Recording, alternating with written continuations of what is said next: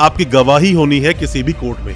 आप गवाह बनकर जा रहे हैं या फिर आप विटनेस हैं, या फिर कई बार होता है कि आप खुद उसमें विक्टिम थे। आज आपकी गवाही होनी है।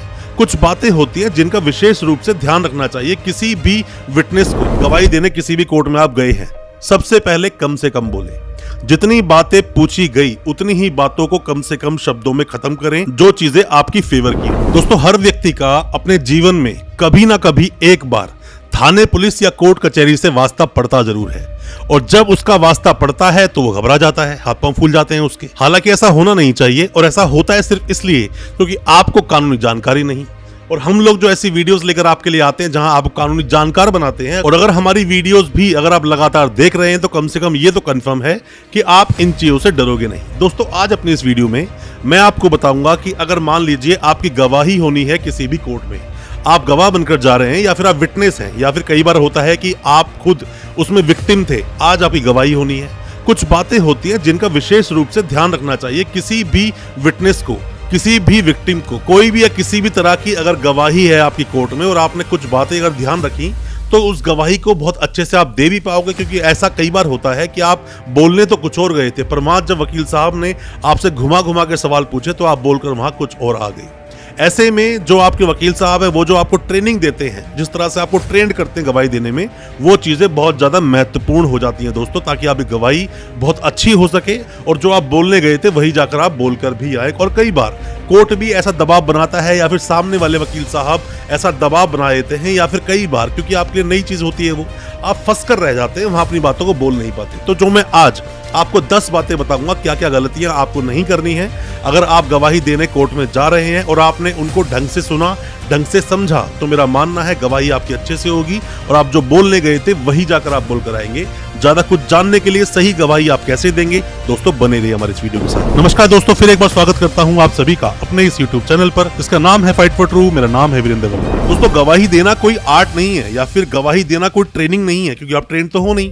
ये चीजें डेली तो आपके साथ में होती नहीं, हर इंसान अपनी जिंदगी में बिजी है। बट गवाही जब देनी है किसी भी केस में आपको जाकर, तो वहां कुछ बातों का आपको विशेष रूप से ध्यान रखना चाहिए। सबसे पहली बात दोस्तों, पहले नंबर की जो बात मैं आपको बता रहा हूं, आपको क्या करना चाहिए। मान लीजिए गवाही देने किसी भी कोर्ट में आप गए हैं, सबसे पहले कम से कम बोले। जितनी बातें पूछी गई उतनी ही बातों को कम से कम शब्दों में खत्म करें, जो चीजें आपकी फेवर की हों। चीजों को इलेबोरेट करोगे, चीजों को डिटेल में बताओगे, चीजों को समझाने की कोशिश करोगे। कई बार आपके मुंह से वो बातें निकल जाती हैं जो कोर्ट में आपको नहीं बोलनी चाहिए, और अगर आप ऐसी बातें जाकर कोर्ट में बोल देते हो जो आपको नहीं बोलनी चाहिए, तो वहां कोर्ट में वो बातें तिल का ताड़ बन जाती हैं, वो आपके अगेंस्ट में जा सकती हैं, आपके साथ प्रॉब्लम हो सकती है। इस बात को विशेष रूप से ध्यान रखें। दोस्तों, दूसरी बात, दूसरे नंबर पर बात आती है कि जब भी आप कोर्ट में गवाही देने के लिए गए हैं, तो होता क्या है कि वकील साहब आपसे एक सवाल पूछते हैं। सवाल वो अलग अलग तरह से घुमा घुमा कर पूछेंगे आपसे। कई बार आपको गुस्सा दिलाया जाएगा, कई बार ऐसी बात बोली जाएगी आपको बुरी लग सकती है, कई बार बहुत प्यार से आपसे सवाल पूछेंगे जैसे आपको लगेगा आपके फेवर में बोल रहे हैं। तो आप जब भी कभी वकील साहब के जो भी कोई सवालों के जवाब दे रहे हैं, तो जवाब आप दीजिए जज साहब को। जज साहब को देखिए, वहां पर उनको जवाब दीजिए। जरूरी नहीं कि उन वकील साहब को ही आप जवाब देंगे जो सवाल उन्होंने पूछा है। आप जज साहब को देखिए, जज साहब को जवाब दिए, जज साहब को एड्रेस कीजिए। आप किसी और की तरफ आप मत देखिए। अगर उन्हें बार बार आप देखोगे उन वकील साहब को, तो अपनी बातों में आपको घुमा सकते हैं। आप उनकी बातों में फंस गए तो आप सब बातों का जवाब गलत दे सकते हैं। तो दूसरी बात का विशेष रूप से आप ध्यान रखना। दोस्तों, आपको पता होना चाहिए, आप में से कोई भी अगर कोई लॉ स्टूडेंट है या फिर नए अभी वकील साहब हैं, तो मैं आप सभी को बता दूं, थोड़ी सी और बातें आपको बता दूं कि कभी भी जब गवाहियां होती हैं, गवाही जब दी जाती है, तो मेन 2 पार्ट्स होते हैं गवाही के। गवाही के 2 पार्ट्स क्या होते हैं? एक होता है चीफ, एक होता है क्रॉस। चीफ किसे बोलते हैं? जब आप गवाही देने जा रहे हो, जो आपने वहां पर अपनी स्टेटमेंट पूरी लिखवा दी, उसको बोलते हैं चीफ। और अब जो सामने वकील साहब अब आपसे क्रॉस कर रहे हैं, जिसकी बात मैं आपको बता रहा हूं, गवाही आप देंगे, जो सवाल जवाब कोर्ट में होंगे, इसको बोलते हैं क्रॉस। तो क्रॉस कर रहे हैं। और इस चीफ के भी 2 तरीके हो सकते हैं। चीफ 2 तरह का हो सकता है। पहली बात तो ये होगा कि कोई भी रिटर्न स्टेटमेंट में हो सकता है। जैसे आपने देखा होगा बहुत सारे केसेस जो डोमेस्टिक वायलेंस के मामले आते हैं, या आपने उसमें भी देखा होगा जो बहुत सारे मामले बनते हैं चेक बाउंसिंग के, जब शुरू में आप रिटर्न में कोई भी चीज देते हो। पर जो स्टेट के मामले होते हैं उसमें जाकर आप चीफ भी देते हो ओरली, और जाकर ओरली ही आपसे सवाल जवाब पूछे भी जाते हैं। तो यहाँ पर चीफ के भी दो तरीके हो, जो मैंने आपको बताया अभी चीफ के दो क्या होंगे, एक तो रिटन स्टेटमेंट हो सकती है, दूसरा आपका ओरल हो सकता है।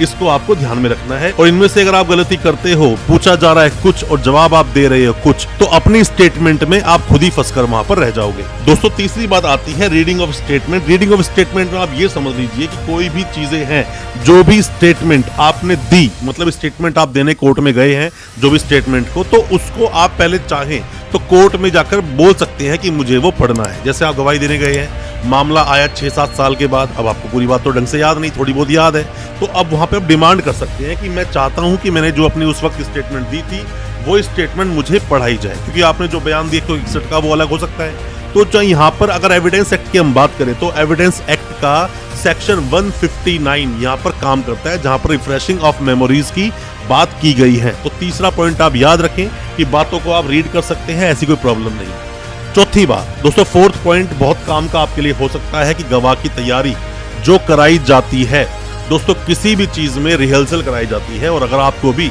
आपके वकील साहब ने अच्छे से रिहर्सल कराई है तो मेरा मानना है जो गवाही देने आप गए हैं, चीफ जो अभी आपका हो रहा है, क्रॉस जो अभी आपका होगा, उसमें आप जीत कर ही आओगे, हार के नहीं आओगे। वकील साहब अगर आपको सही से ट्रेंड करते हैं तो आप बहुत अच्छे से गवाही आप दे भी पाओगे। वकील साहब आपको अपने ऑफिस बुलाएंगे या अपने चैम्बर में बुलाएंगे, कहीं पर भी बुलाते हैं, आप बैठकर उसी पूरे मामले को दोबारा से स्टार्ट करें और सवाल जो पूछ रहे हैं वकील साहब उसका जवाब आप अच्छे से देंगे, गवाही आपकी बहुत अच्छी होगी। बस आपके वकील साहब ने आपको अच्छे से ट्रेंड किया हो, क्योंकि जो कोर्ट में क्या क्या सवाल पूछे जाएंगे, प्रोसीडिंग्स क्या होते हैं, उसके लिए आप नोन नहीं हो। जैसा मैंने पहले आपको शुरू में बताया, आप कभी जिंदगी में 1-2 बार आपका वास्ता कभी पढ़ा है तो आप ट्रेन नहीं हो, बट हम लोग डेली यही करते हैं। जैसे मैं क्रिमिनल एडवोकेट हूं, मैं डेली प्रैक्टिस करता हूं, तो इसमें क्या होता है कि मैं क्रिमिनल में अक्सर हम देखते हैं जो सवाल हम जब पूछना शुरू करते हैं तो सामने वाला हमारे सवालों में फंस जाता है और फिर वो वही बोलना शुरू कर देता है जो हम उससे बुलवाना चाहते हैं। तो इस बात को आप ध्यान रखें, आपके वकील साहब आपकी ट्रेनिंग, आपकी तैयारी अच्छे से कराएं। दोस्तों 5वें पॉइंट में मैं आपको बोलना चाहूंगा कि जब भी आप कोई गवाही देते हो, गवाही दो तरह से दोस्तों हो सकती है। जैसे कि आपने जो बोला ओरली, सामने कंप्यूटर पे लिख रहे हैं, दिल्ली में ऐसा ही होता है कि हम लोग पढ़ रहे होते हैं क्या सही लिखा क्या गलत, क्योंकि हर बात के दो मतलब निकाले जा सकते हैं। हम वहां देखते हैं, अभी थोड़े दिन पहले ही सुप्रीम कोर्ट की गाइडलाइंस भी आई कि सभी कोर्ट में जिस भाषा में जिस तरीके से लिखवाई जाए अपनी गवाही, उसी भाषा में आप लिखेंगे। हालांकि होता क्या है, आपने बोला कुछ हिंदी में, वहां पर लिखा जा रहा है इंग्लिश में, तो आपके वकील साहब अगर वहां पर नहीं है तो बातों के मतलब दूसरे निकाले जा सकते हैं, तो प्रॉब्लम होती है। आपको वकीलों के साथ, जो आपके वकील साहब है उनके सामने ही गवाही देनी चाहिए, ताकि ढंग से पढ़कर वो उस चीज को अप्रूव कर सके और तभी वो चीज आगे बढ़ सके। क्योंकि जो आप लिखवा रहे हैं उसका आपको पता होना चाहिए, क्योंकि बहुत जगह पर तो ऐसा है कि वहां पर अभी इतनी ज्यादा जो टेक्नोलॉजी अब एडवांस नहीं हुई है, तो आज भी वहां पर लेखाकार, मतलब लेखाकार जो होते हैं, जो लिखते हैं हाथों से, वो लोग बैठे होते हैं, तो वहां पर वो लिख रहे होते हैं जो आप बोल रहे होते हो।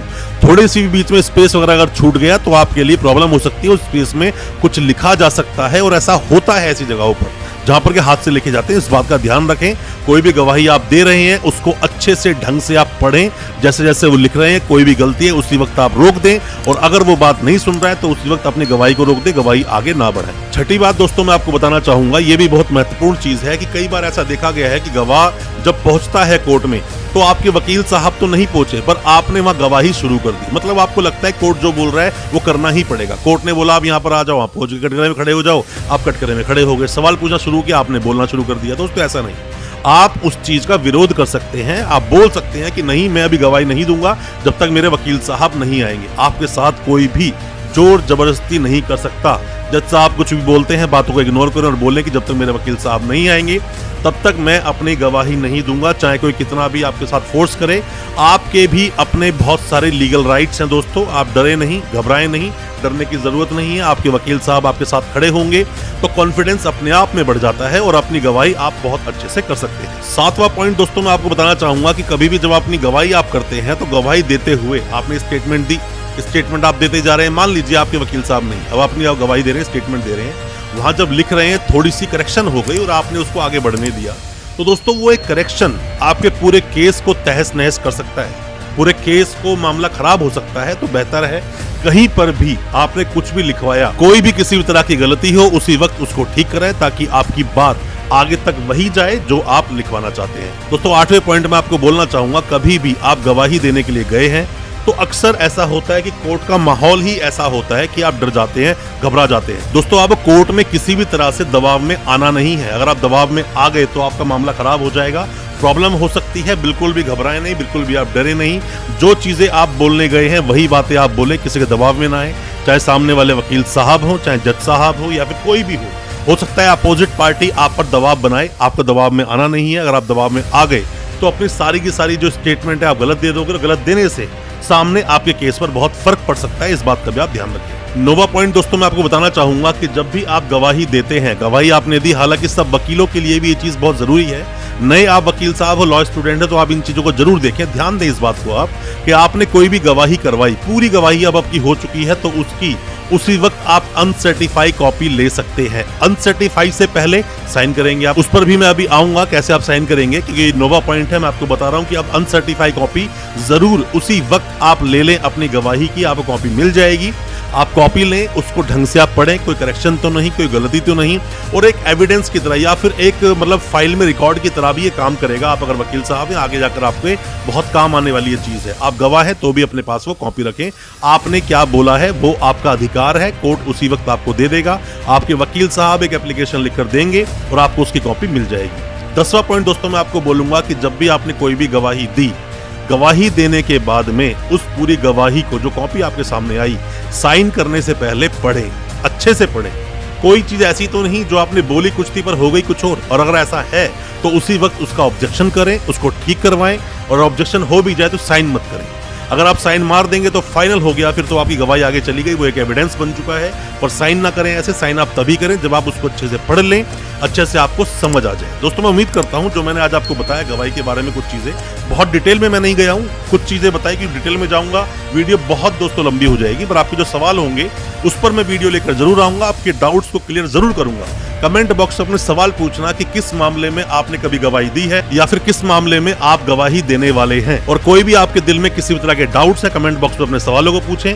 कोई भी आपका केस है, कुछ जानना चाहते हैं, व्हाट्सएप करें, हम आपको उसका रिप्लाई जरूर करेंगे। और दोस्तों, हमारी इस वीडियो को ज्यादा से ज्यादा अपने दोस्तों, परिजन, परिवार में शेयर करें ताकि वो भी अपने आप को कानूनी जानकार बना सके। बहुत बहुत शुक्रिया दोस्त, धन्यवाद हमारे इस वीडियो के साथ बने रहने के लिए।